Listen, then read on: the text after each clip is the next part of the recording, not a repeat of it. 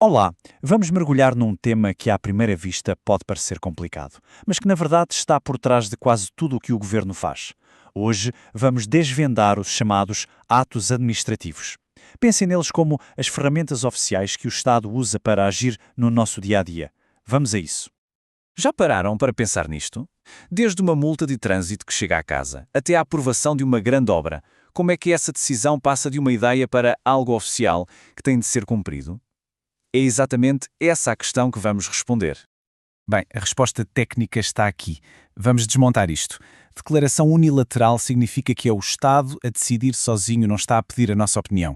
E produzir efeitos jurídicos quer dizer que essa decisão cria, muda ou até acaba com direitos e deveres. Uma licença para construir, por exemplo, cria um direito. Uma ordem de demolição extingue-o. É assim que o Estado opera. Ok, para organizar as ideias, vamos seguir a vida de um ato administrativo. É quase uma biografia. Vamos ver como nasce, que poderes especiais tem, o que acontece quando tem defeitos de fabrico e, finalmente, como é que ele morre. Nesta primeira parte, vamos então focar-nos nisto. Os atos são a voz oficial do governo. É a maneira como as suas decisões ganham forma e poder para influenciar o mundo real. E agora entramos na cozinha da administração pública. Para que um ato administrativo seja válido, ele precisa de ter 5 ingredientes obrigatórios. É mesmo como uma receita de bolo. Se faltar um ingrediente ou se a medida estiver errada, o resultado final, bem, não vai ser bom. E os ingredientes são estes, guardem bem estes 5 nomes: competência, finalidade, forma, motivo e objeto. Pensem nisto como uma checklist. Para qualquer ato do governo ser legítimo, tem de cumprir estes 5 pontos. Vamos ver cada um deles. Olhem só para esta tabela, ela resume tudo de uma forma muito clara. A competência responde a quem, só pode agir quem a lei autoriza. A finalidade é o porquê, e a resposta tem de ser sempre o interesse público, não o interesse pessoal.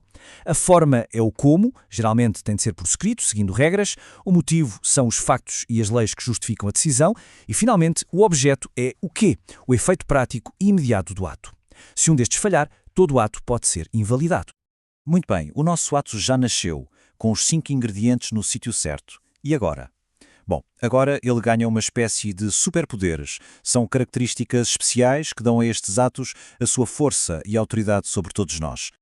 Mas atenção, há aqui uma distinção importante. Todos os atos, sem exceção, nascem com a presunção de legitimidade. O que é que isto quer dizer? Que, à partida, presume-se que são legais e válidos, mas só alguns têm outros poderes, como a imperatividade, que é a capacidade de nos impor uma obrigação, ou a autoexecutoriedade, que permite à administração fazer cumprir o ato à força, sem precisar de ir primeiro a um tribunal. E este ponto é absolutamente crucial. Esta presunção de legitimidade inverte as regras do jogo. Numa situação normal, quem acusa tem de provar. Aqui não. Se alguém acha que uma decisão do Estado é ilegal, não é o Estado que tem de provar que agiu bem. É o cidadão que tem o trabalho de provar que o Estado agiu mal. Isto dá uma vantagem enorme à administração pública. Claro que, como em tudo na vida, as coisas podem correr mal. E se a receita do nosso bolo não for seguida à risca? O que acontece quando um ato nasce com um defeito num daqueles 5 ingredientes? É aí que entram os chamados vícios administrativos. Cada vício está ligado a um dos ingredientes que já vimos. Se um funcionário toma uma decisão que não podia tomar, temos um vício de competência. Se usa o seu poder para um fim pessoal em vez do fim público, é um vício de finalidade. Se não segue as regras procediduais, é um vício de forma. Se a decisão se baseia em mentiras, é um vício de motivo. E se o resultado for algo ilegal ou impossível, é um vício de objeto. Qualquer um destes venenos pode invalidar o ato por completo. Este exemplo é perfeito para se perceber a ideia. Mudar um funcionário de local de trabalho é uma ferramenta normal de gestão.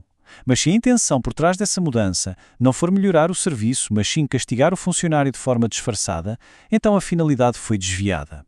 O ato parece legal por fora, mas a sua intenção está errada, o que o torna ilegal. E chegamos ao fim do ciclo de vida. Um ato administrativo não dura para sempre. Ele pode terminar principalmente de 2 maneiras. Ou é anulado ou é revogado. As palavras são parecidas, mas a diferença entre elas é gigante e tem consequências muito distintas. A regra de ouro é esta. Anula-se o que é ilegal, o que nasceu com um vício.